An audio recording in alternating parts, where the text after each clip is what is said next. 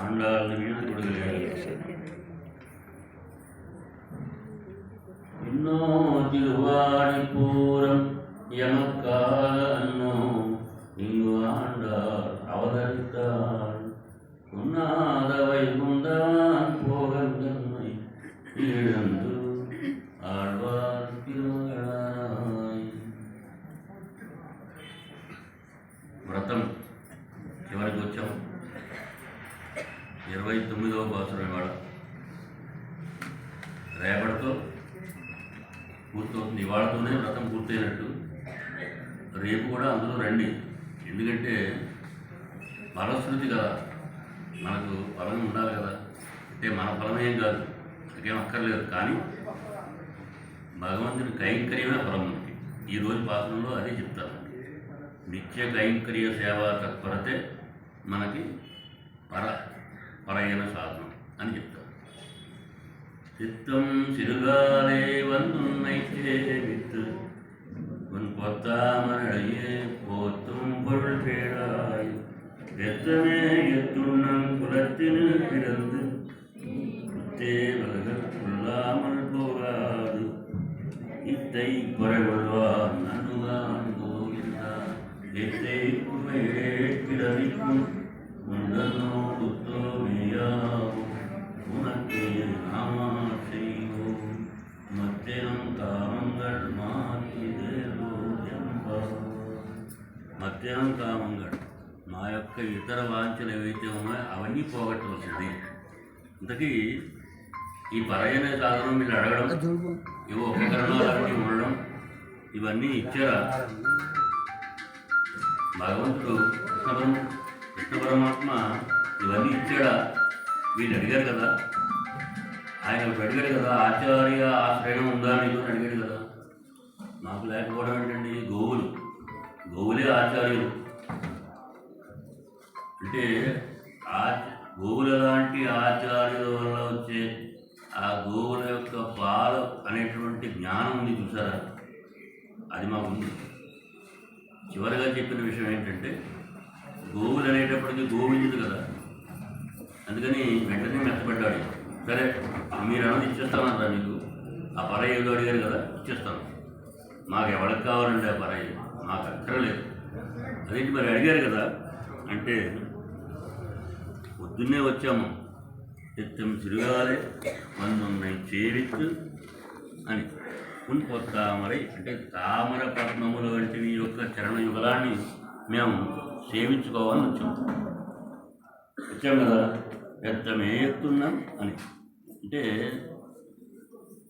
నువ్వు కూడా మేమేమైతే గోపాలకులం, మేము ఆ పశువులతో ఉండేవాళ్ళం కదా, ఈ పశువులతో ఉండేవాళ్ళ దగ్గరికే నువ్వు కూడా దిగొచ్చావు కదా. నేను చెప్పారు కదా, సంబంధాలు చెప్పారు కదా. అట్లాగా ఇవాళ ఏమంటున్నారంటే, అయితే మీరు ఇంత కష్టపడి వచ్చారు కదా, మీకు పరాయణ సాధన ఇస్తున్నాను, తీసుకెళ్ళండి అన్న. మాకు ఏమాత్రం అక్కర్లేదు. అది ఏమంటున్నారంటే, ఇత్తడి పరగలుగా నన్నుగా గోవిందు. నాకు అసలు ఏమాత్రం ఆ పరయ సంబంధం మాకు లేదు, అక్కర్లేదు. మరి ఏం కావాలి? పరయ అంటే ఏమిటి? ఇక్కడ నిత్య కైంకర్య సేవా తత్పరత. ఎప్పుడు నీతోనే ఉండాలి. 7 పెరవిక్కుం 7 జన్మలకి నీతోనే ఉండాలి. ఎట్లా ఉంటారండి అంటే, ఒకవేళ నువ్వు విభావతారం వైభవంగా వచ్చి ఇక్కడికి వస్తే కనుక నీతో పాటు వచ్చేస్తాం. మేము కూడా అక్కడే ఉన్నాం అనుకో, అక్కడికే వచ్చేస్తాం. అంటే ఎప్పుడూ నిన్ను విడవకుండా ఉండాలి. అమ్మవారు సీతమ్మవారు శ్రీరామచంద్రుడిని వదిలి ఉంది 10 నెలల క్రితం.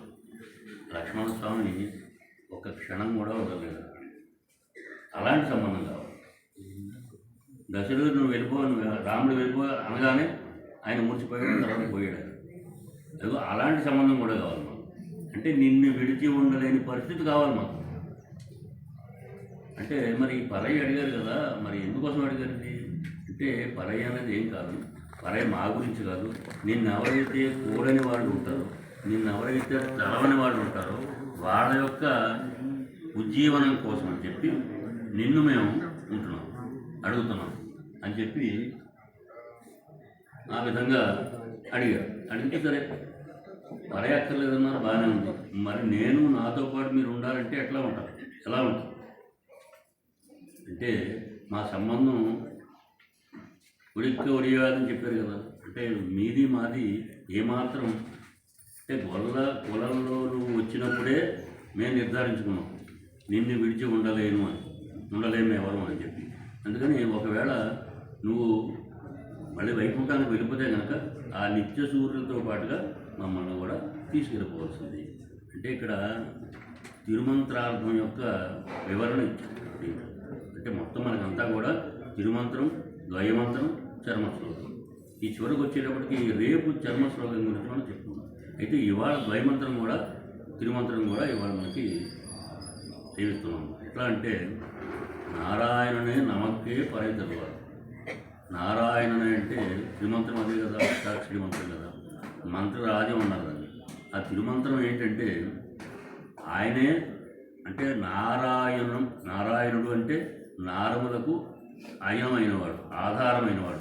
నారములు అంటే ఏంటండి అంటే ప్రకృతిలో ఉండేటటువంటి చరాచర వస్తువులన్నీ కూడా ఆయనకు సంబంధించినవి. ఆయన ఆధారభూతులు వీళ్ళంటికి కూడా. అంటే చలనం కలిగినవి, చలనం లేనివి కూడా అన్నీ కూడా అన్నింటిలోనూ ఆయన అంతర్యామగా ఉన్నవాడు కాబట్టి నారాయణుడే నమక్కే అన్నాం. సరే, తిరుమంత్రం అర్థం మరి ఎలా ఏ విధంగా తెలుసుకోవాల్సింది? మీరు ఆచార్యులు ఉండాలి కదా. మీరు చెప్పారు ఆచార్యులు అంటే మా గోలి ఆచార్యులు అని చెప్పారు. సరే, మరి ద్వైమంత్రం ఈవెన్ నారాయణ శరణం ప్రపంచే శ్రీమతే నారాయణ ఆయన మహాన్ కదా. మరి దానికి సంబంధం ఏంటి అంటే ఎక్కడెక్కడో తిరిగి ఎన్నో అవతారాలు ఎత్తి మా గోపకులంలో జన్మించాము.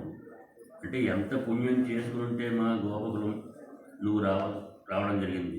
అంటే నువ్వు తెప్పించి వేరే ఇతరమైనవి ఏంటి అంటే అనన్య శేషత్వం, అనన్య భోగ్యత్వం, అనన్య రక్షకత్వం. అంటే నువ్వు తెప్పించి మేము నీకే చెందినవాళ్ళము. నువ్వు తెప్పించి మమ్మల్ని రక్షించేవాళ్ళు ఎవరూ లేరు. మేము నీకే ఉపయోగపడేవాళ్ళము.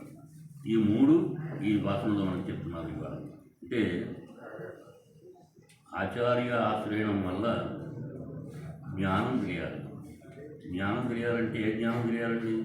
మనం ఏంటో తెలియాలి, మనకి ఏది కావాలో తెలియాలి, మన ఉపాయం ఏంటో తెలియాలి, ఉపాయానికి మార్గం ఏంటో తెలియాలి, ఉపాయానికి ప్రాప్త్యం ఏంటో తెలియాలి.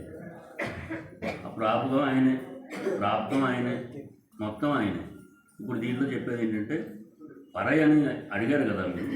పరై ఇస్తే సరిపోతుంది కదా. అంటే పరై అనేది మాకు సంబంధం లేదు, పరై అక్కర్లేదు మాకు. పరై అంటే సేవా కైంకర్యమే, నిత్యం నీతో ఉండేటట్టు కైంకర్యం మాకు చేస్తే సరిపోతుంది. అది ఇవ్వాలి. అది ఇవ్వాలంటే మీరు నేను ఇక్కడ ఉన్నప్పుడు ఇస్తాను, తర్వాతైనా ఇవ్వాలి. నీతో పాటు మేము వస్తాం. అంటే నిన్ను విడిచి ఉండలేని పరిస్థితి రావాలి ఎవరికైనా సరే. అలా ఉన్నప్పుడే భక్తి అనేది ఎట్లా వస్తుందంటే ఇంతమంది వచ్చారు ఇక్కడ, చలి ఉంది, మంచు పడుతుంది, ఇది కష్టం అనుకోకూడదు. కైంకర్యం కూడా ఎలా చేయాలంటే నేనేదో అక్కడ ఒక ₹1,00,000 ఇచ్చానండి, ₹1,00,00,000 ఇచ్చానండి, ఆ ₹1,00,00,000 మరి నా పేరు రాయించండి అన్నం కాదు.